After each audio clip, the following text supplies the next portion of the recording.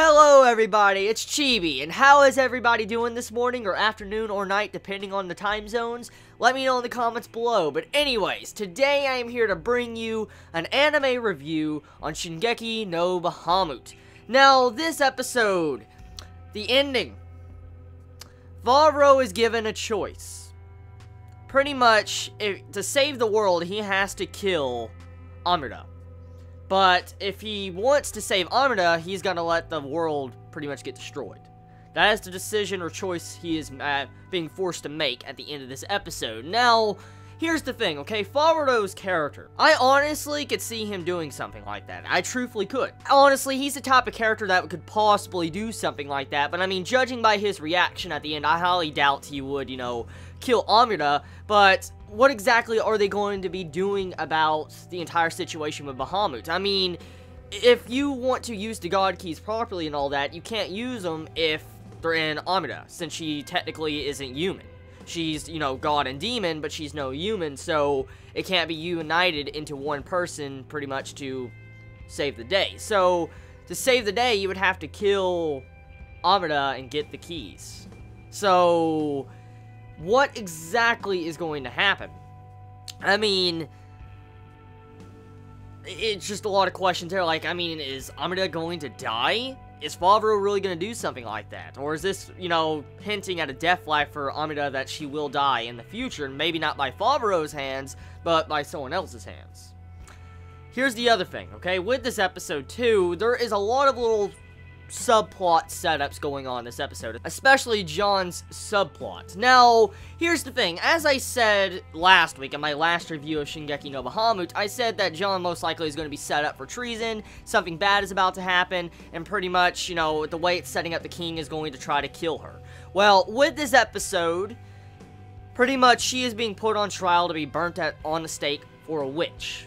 Clearly, the king has gone mad because of the drink he drank last week, because of whatever that demon dude is. We don't know exactly the angle of this demon dude. I don't know if he's working for Beelzebub, or if he's working for Lucifer. Is he working for some other party? We have no idea.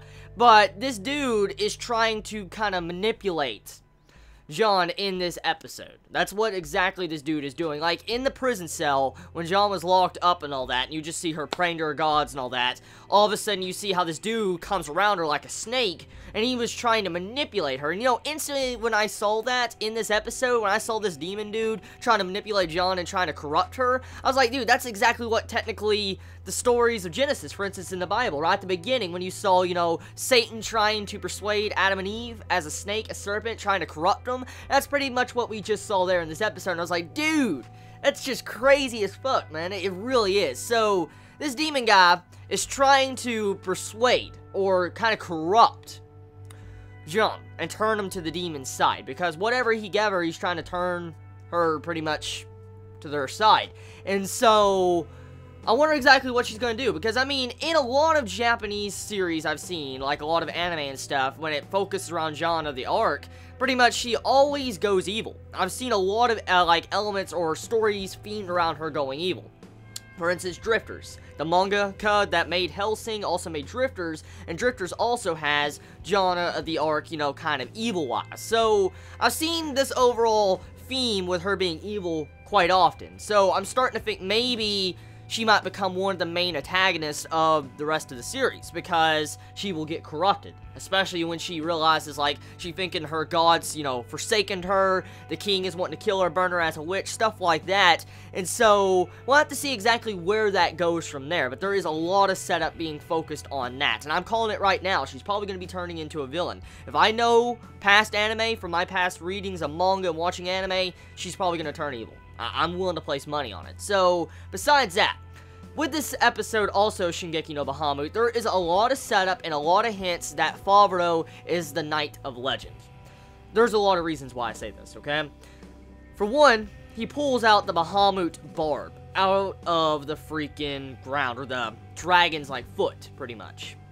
And we clearly saw in this episode, Amida and Kaiser could not pull out this Barb. This Bahamut Barb. This, claw, part of his claw or something. They could not pull it out. And, Amida is, demon angel, and she couldn't even pull it fucking out, because it was just so hard. Like, with her massive strength, she couldn't even pull it out, then it clearly wasn't focused on strength power. For instance, to pull out that barb, you did not need strength. You needed something else. And for Favreau to be able to pull out a barb like that, it makes me believe that he is the Knight of Prophecy, which is kind of obvious. It really is. As I already said a couple episodes back, I pretty much said that, Favreau most likely is the Knight of Legend, and he will, take down Bahamut in the, prophecies and stuff. It's not technically Jung that's going to be doing it.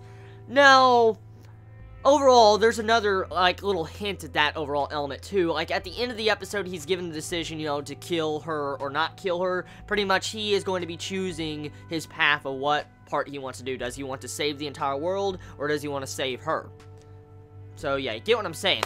Also, the overall aspect of Amida being 5, I'm still trying to sink that in. I'm still trying to sink it in how this girl that looks like she's 20 is 5.